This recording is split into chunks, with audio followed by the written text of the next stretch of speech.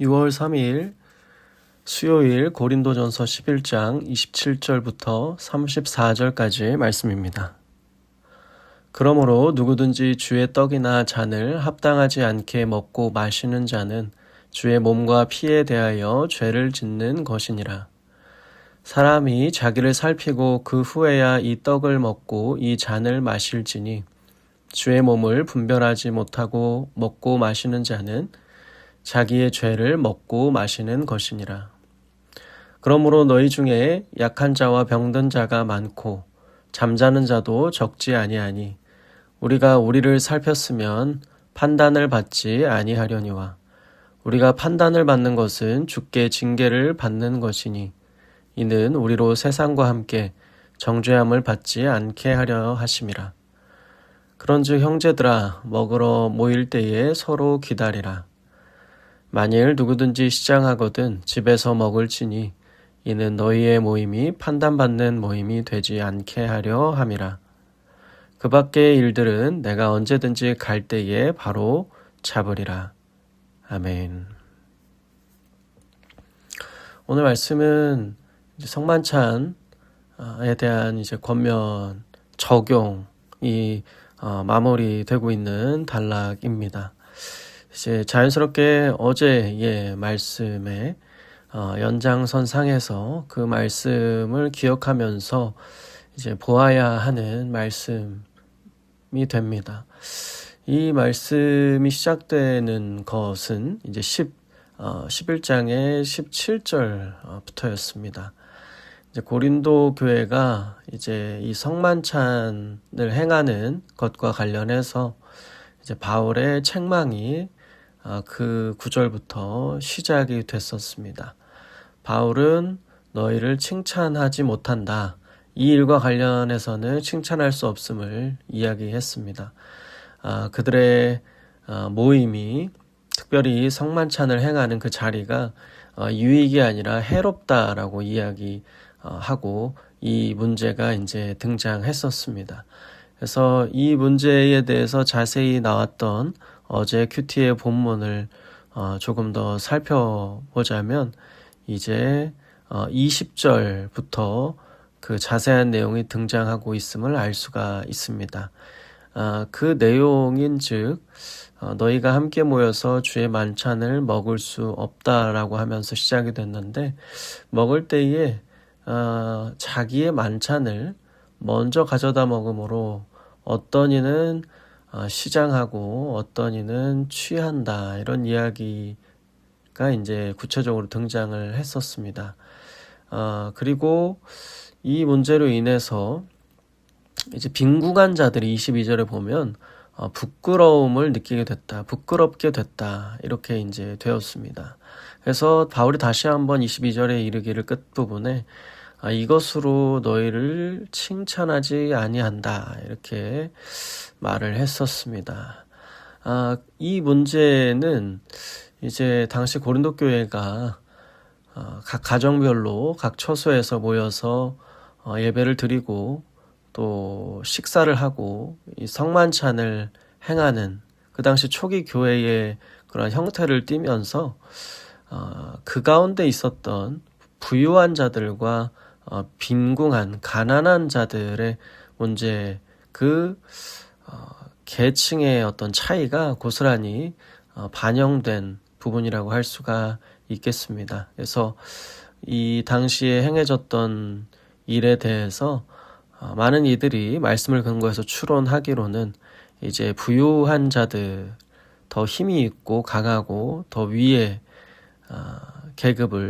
계층을 형성하고 있었던 그러한 이제 교회 주체 중에는 그러한 자들도 있었고 아까 이야기한 것처럼 빈궁하고 가난하고 이제 가진 것이 잘 없고 또 약한 자들, 사회적으로도 취약한 계층에 있었던 자들 그런 지체들도 있었을 텐데 여기서 이제 말하는 것은 그 특별히 부유한 자들이 빈궁한 자들을, 가난한 자들을, 힘 있는 자들이 힘없는 자들을 배려하고 그들을 기다리지 못하고 먼저 음식을 이제 와서 먹게 되고 그래서 그들은 뭔가 더 취하게 되고 더 배부르게 되고 그리고 이제 나중에 늦게 들어와서 이 식사의 교제에 합류하고 성만찬에 참여하게 되는 그러한 이제 가난한 자들, 빈궁한 자들, 힘없는 자들은 시장하게 되고 오히려 이 문제에 관해서 소외감을 느끼고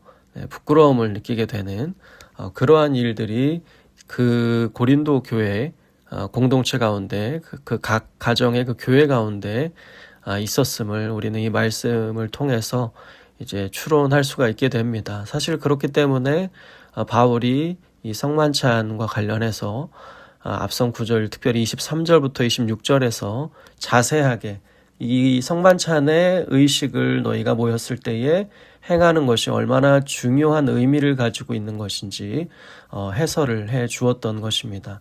이것을 결코 가볍게 여겨서는 안 되고 공동체를 그 중요한 의식을 행하는 자리가 오히려 그 공동체를 무너뜨리는 해롭게 하는 지금과 같은 행태를 띄어서는 안 된다는 것을 오늘 말씀에 더 이제 권면을 하면서 마무리가 되고 있었던 것이었습니다.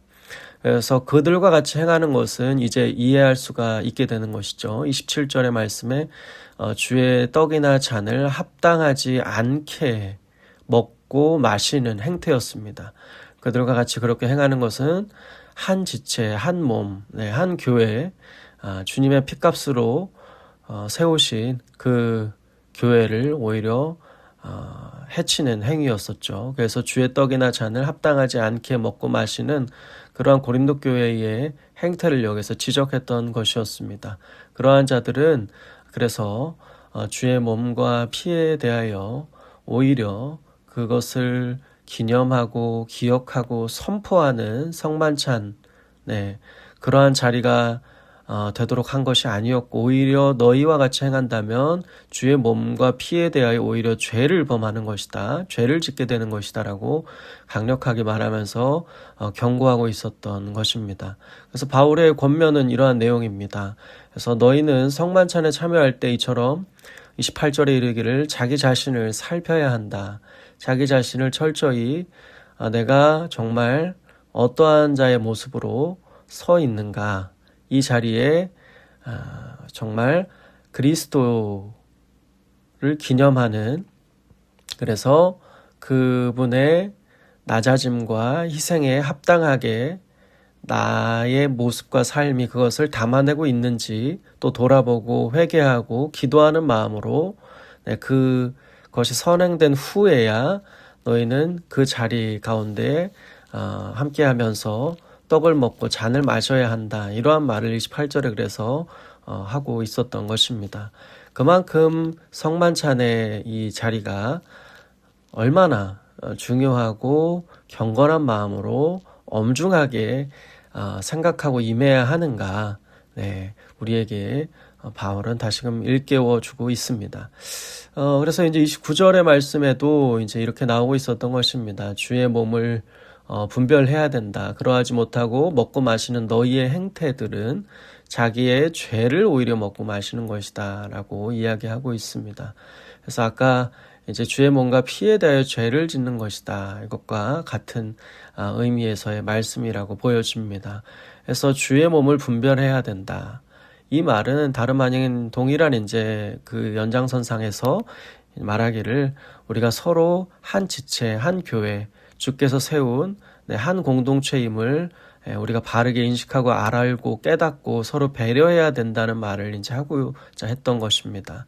그러므로 그들 가운데 이것이 잘 행해지지 못하고 이 중요한 일에 대하여 그들이 깨닫지 못하고 서로 배려하지 못하고 이 일에 대하여 죄를 범하는 그들의 행태로 인하여서 사실 이미 그들 가운데는 주님의 징계가 있었음을 또 30절부터의 말씀은 알 수 있게 해줍니다.